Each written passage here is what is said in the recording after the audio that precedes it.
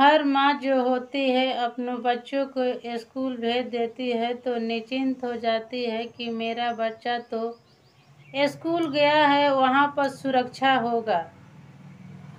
लेकिन एक मासूम बच्चे के साथ ऐसा होता है कि जो मासूम बच्चा स्कूल जाता है, स्कूल जाने के बाद वो घर नहीं आता है। घर नहीं आने पर उसके माँ के मन में सुकून नहीं होता है, तो अपने पति के पास फ़ोन करती है, जहाँ पर उसके पिता एक स्टील कंपनी में काम करते होते हैं। तो पिता कहते हैं कि ठीक है, अगल बगल पता करो, जो पढ़ने गया था अगर पता लग जाएगा तो पत्नी कहती है कि मैं सबसे पूछ ली हूँ, लेकिन मेरे बेटा को कहीं पता नहीं लगा है। सुने दोस्तों, इस कहानी को आप सुनेंगे तो पैरों तले जमीन खिसक जाएगा। आखिर एक मासूम बच्चे को एक प्रिंसिपल ने कैसे जान ले लेती है। दोस्तों, कहानी सुनने से पहले वही रिक्वेस्ट, ज़्यादा से ज़्यादा लाइक करें और चैनल पर नए हैं तो चैनल को सब्सक्राइब करें, ताकि एक हाउसवाइफ का हौसला बढ़ते रहे। क्योंकि आप लोगों को मैं ऐसी सच्ची से सच्ची घटना सुनाती हूँ कि घटना सुनने के बाद आप सचेत हों और जागरूक जरूर हो। दोस्तों, जो कहानी मैं बता रही हूँ वो बिहार के पटना जंक्शन की कहानी है, जहाँ पर उस स्कूल के नाम टीनी टॉट एकेडमी है। वीणा झा उस स्कूल के प्रिंसिपल होती है और धनराज झा उस स्कूल के मालिक होते हैं। दोनों आपस में मिलकर एक मासूम 4 साल के बच्चे को जान से मार देते हैं। दोस्तों, आयुष जो होता है 2 क्लास में पढ़ता है और 2 क्लास में पढ़ने के साथ साथ आयुष 4 साल के होता है। दोस्तों, रोज के तरह आयुष 16 मई 2024 को भी अपने स्कूल जाने के लिए अपने माँ से लंच बनवाता है। लंच बनवाने के बाद उसकी माँ उसे तैयार कराती है और तैयार कराने के बाद उस दिन अपने माँ से आयुष कहता है कि मम्मी, तू मुझे मत ले जाओ आज स्कूल, मैं अपने दादा दादी के साथ जाऊंगा। इस बात को जब मम्मी सुनती है तो कहती है कि ठीक है बेटा, तुम अपने दादे दादी के साथ जाओ, कोई एतराज नहीं है, लेकिन लंच तो लिया है लेकिन थोड़ा खाना खा लो। मम्मी के हाथ से खाना नहीं खाता है। तभी उसके दादी जो होती है पूछती है, बाबू आयुष, तुम खाना खा लिए हो? आयुष कहता है कि नहीं दादी, लंच ले लिया हूँ पर खाना नहीं खाया हूँ। उसके दादी जो होती है एक कटोरी में मार और भात ले लेती है, अपने पोते को चम्मच से उठाकर उसके मुंह में खिला देती है। खिलाने के बाद उसके दादा दादी जो होते हैं दोस्तों, उसको गाड़ी के पास ले जाकर छोड़ देते हैं। गाड़ी को पास छोड़ते हैं तो आयुष अपने गाड़ी में बैठ जाता है। गाड़ी में बैठने के बाद अपने दादा दादी से बाय करने लगता है। दोस्तों, ऐसी दर्दनाक कहानी सुनाने से हमें भी आंख में आंसू आ जाता है कि आखिर एक प्रिंसिपल होते हुए भी कैसे उस बच्चे के मौत के घाट उतार दी। जब छोड़कर दादा दादी आ जाते हैं घर, तो जब शाम होती है तो आयुष घर नहीं आता है, तो उनके माँ को यह लगता है कि आज मेरा बेटा टाइम से घर नहीं आया। तो आयुष के माँ होती है जो अड़ोस पड़ोस के लड़की गई होती है, उनसे पूछती है कि क्यों नहीं आज मेरा बाबू आया। उनसे पूछने के बाद वो लोग कुछ रिप्लाई नहीं देते हैं। तो आयुष के माँ होती है जो अपने पति के पास फ़ोन करती है, जहाँ पर उसके पति एक स्टील कंपनी में काम कर रहे होते हैं। तो उसके पति भी यही कहते हैं कि अगल बगल तूने पूछ ली हो। तो आयुष के माँ कहती है कि हाँ, मैं पूछ ली हूँ, कहीं पता नहीं लग रहा है। तो आयुष के पिता कहते हैं कि ठीक है, मैं अपने कंपनी के मालिक से छुट्टी मांगकर अभी घर आ रहा हूँ।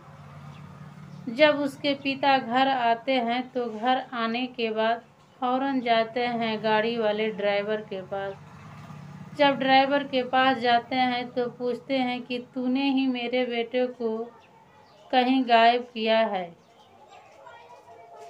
इस बात को सुनने के बाद ड्राइवर गिड़गिड़ाने लगता है और रोने लगता है। कहता है कि नहीं भैया, मैं ऐसे कैसे काम कर सकता हूँ, मेरे भी बच्चे हैं, किसी के बच्चों को मैं ऐसा काम नहीं कर सकता हूँ।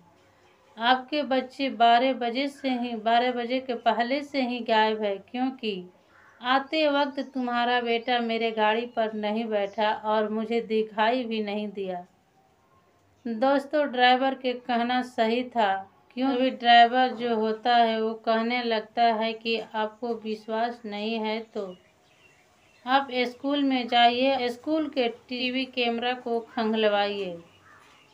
इस बात पर लड़के के पिता जो होते हैं वो घर आते हैं। घर आने के बाद जब उसके मायूस चेहरा जब उसकी पत्नी देखती है तो उनके मन में ये बात आने लगता है कि मेरे बेटा को कहीं पता नहीं लगा। तभी हमारे पति मायूस चेहरा लेकर आए हैं। लेकिन दोस्तों, तभी ही आयुष के माता जो होती है वो चिल्लाने रोने लगती है। तो उसके अड़ोस पड़ोस के लोग जो होते हैं वो स्कूल के तरफ जाते हैं। स्कूल के तरफ जाते ही कहने लगते हैं वीणा झा से, तुम अपना सीसीटीवी कैमरा अपने सामने दिखाओ।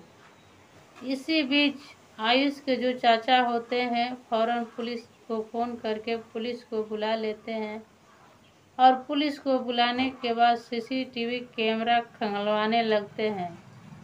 इसी बीच 10 या 12 मिनट का जब कैमरा रिकॉर्ड डिलीट देखते हैं तो उनके मन में शक हो जाता है। शक होने के साथ सभी लोग कहने लगते हैं कि अब स्कूल को पूरे तरीका से छानबीन किया जाए।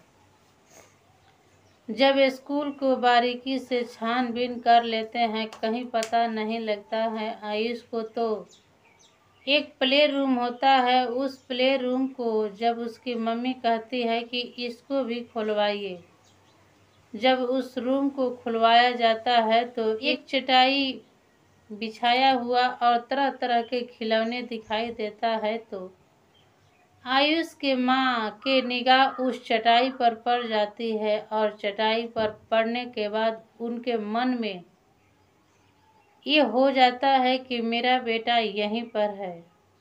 फौरन चटाई खींचती है तो एक गट्टर का ढक्कन दिखाई देता है। जब गट्टर के ढक्कन को कहती है कि इसको भी हटाइए, जब गट्टर के ढक्कन को हटाया जाता है तो 4 साल के मायूस बच्चे की लाश उसी में पड़ी होती है।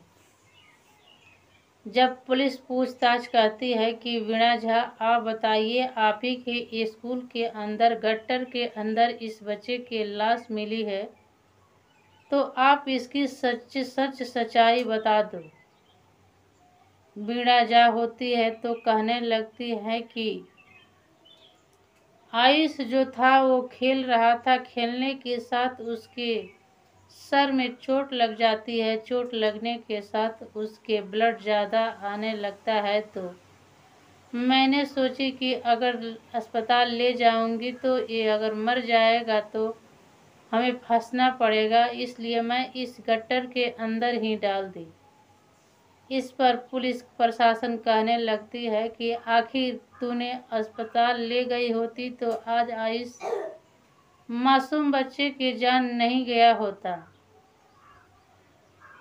इस बात को जब वीणा झा सुनती है तो चुप रह जाती है और अभी वीणा झा कहने लगती है कि धनराज झा से पूछ लीजिए क्या इसमें सच्चाई है। धनराज झा को भी पुलिस बुलवाती है तो दोनों एक ही बात करते हैं और इसे पूरी तरह से छिपाने की कोशिश करते हैं। लेकिन दोस्तों, पुलिस अपने हिरासत में ले लेती है और वहां के पब्लिक या जनता पूछने लगती है कि आखिर सर आप ही लोग बताइए, जब स्कूल में बच्चा सुरक्षित नहीं रहेगा तो आखिर बच्चा सुरक्षित रहेगा कहाँ। हर माँ जो होती है जब स्कूल बच्चा भेज देती है तो घर पर निश्चिंत हो जाती है कि आखिर मेरा बेटा पढ़ने ही गया है और समय पे स्कूल चला आएगा। इसी बीच आयुष के जो चाचा होते हैं वो कहने लगते हैं कि आज के 2 दिन पहले जब मैं आयुष की फीस नहीं जमा हुआ था तो स्कूल से मुझे धमकी मिली थी कि अगर आप फीस नहीं जमा कर रहे हैं तो इसका इंजाम आपको भारी मिलेगा।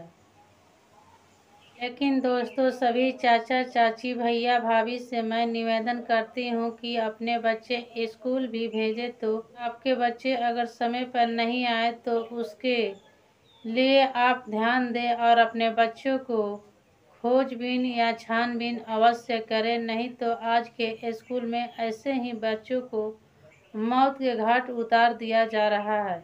और ये सच्ची घटना सुनने के बाद आपको कैसी लगी अवश्य प्यारा सा कमेंट करके बताएं, क्योंकि एक हाउसवाइफ होते हुए भी आपको सच्ची घटना मैं सुनाती हूँ।